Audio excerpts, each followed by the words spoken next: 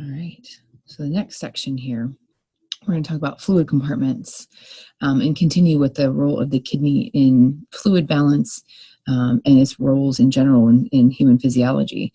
So fluid compartments, basically you have an intracellular fluid compartment, or the cytosol, and an extracellular fluid compartment.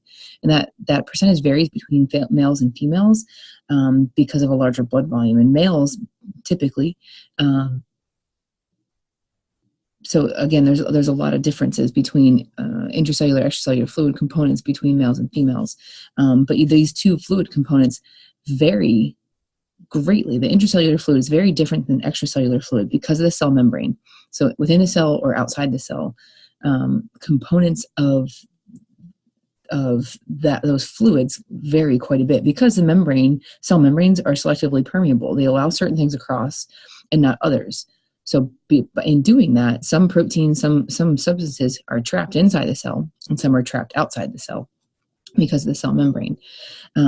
Basically, proteins, lipids, minerals, and carbohydrates make up half of the body mass, and inorganic substances basically dissociate into body fluids to form electrolytes.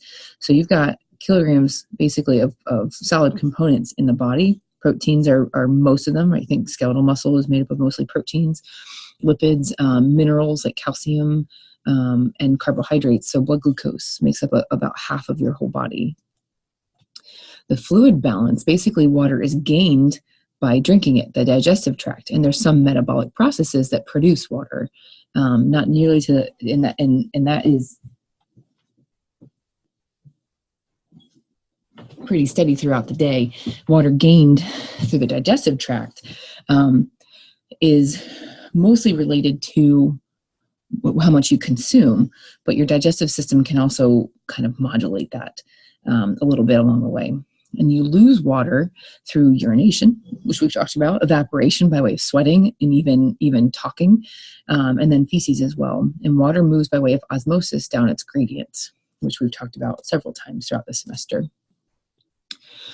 Composition of the intracellular and extracellular fluid, again, varies greatly, but is typically at osmotic equilibrium. So the composition of the intracellular fluid with regard to the proteins and ions located there or metabolic components located there is very different than the extracellular fluid, but the water is in balance. So there's an osmotic equilibrium that is created, but fluids can shift depending on our own consumption of water or our own production of water or excretion of water.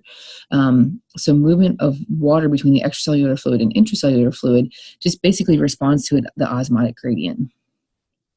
And equilibrium is typically maintained, but if it's shifted, then it is reestablished within minutes to hours. And basically that's related to balance between ion absorption and ion excretion.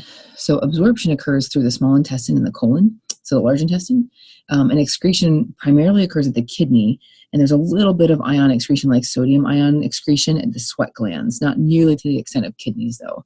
The body maintains several reserves of key minerals by way of mineral balance. Calcium ions are really important in storage in bone.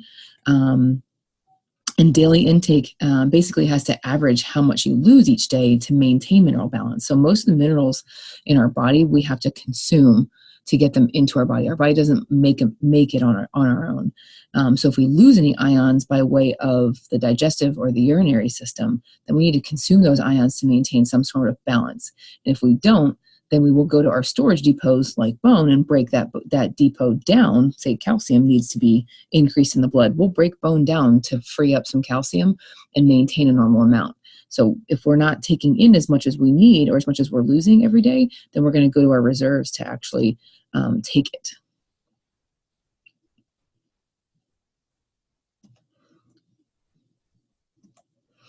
So sodium balance is incredibly important. Let's think about why sodium balance is incredibly important. Sodium is basically responsible for the generation of action potentials in neurons, in skeletal muscle, in nearly any muscle in the body. Changes in memory potential rely upon sodium. So it has to be really tightly regulated. And mechanisms that involve changes in extracellular fluid, ECF volume, while keeping sodium ion concentrations stable are really critical. So if you gain sodium, then the extracellular volume will increase. So basically, wherever sodium goes, water will follow. So if there's too much sodium in the extracellular fluid, then you will retain water, basically, and vice versa if sodium is lost. So small changes in extracellular fluid volume don't cause really many adverse physiological effects. So increases and decreases in blood volume ever so slightly don't really cause much problem. But there is some level, and that is okay to vary in small amounts.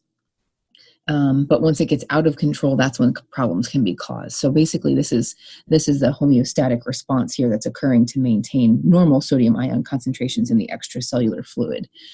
So if sodium levels rise in the extracellular fluid, that basically in the hypothalamus, there are osmoreceptors. So if increases in sodium occur, so there's an increase in sodium in the blood, without a concomitant increase in water content, right? So osmolarity changes and increases.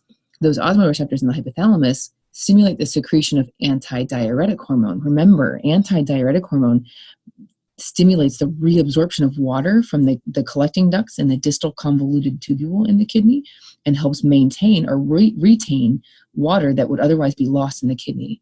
So because of that, it stimulates, basically restricts water loss and stimulates their thirst mechanism to promote you to consume more water. Because of that, osmolarity in the extracellular fluid increases and water shifts out of the intracellular fluid to increase extracellular fluid. And that basically helps bring concentrations of sodium in the extracellular fluid back down. And that restores eventually sodium ion concentrations in the blood.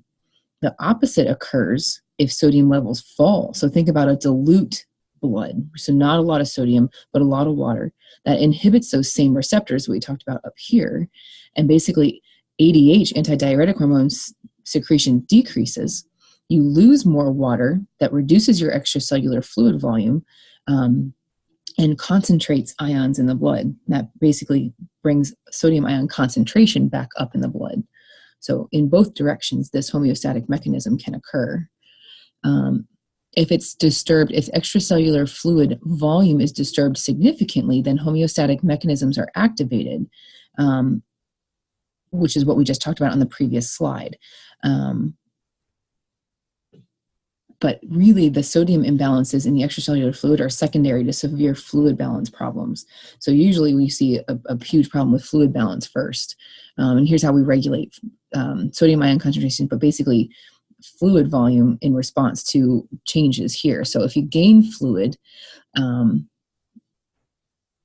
basically that increases blood volume, and the atria in the heart distend. So they stretch because there's more blood there. So there's stretch receptors that stimulate the release of atrial natriuretic peptide. That increases loss of sodium in the urine, and where sodium goes, water follows. So that increases how much water is lost in the urine, reduces your thirst, and inhibits antidiuretic hormone from doing its job, from being secreted.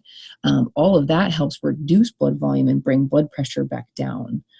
So really, this fluid and influence in the blood and in the body is a little bit more important than a little bit more significant than what we had just talked about with regard to sodium.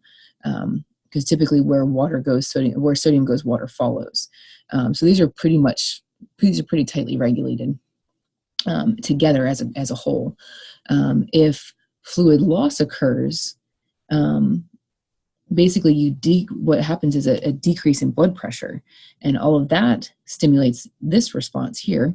Increases in antidiuretic hormone release, increase in aldosterone release from the adrenal cortex, and then increase in renin secretion from the juxtaglomerular complex. Remember, that's a set of cells we talked about in the two PowerPoints ago.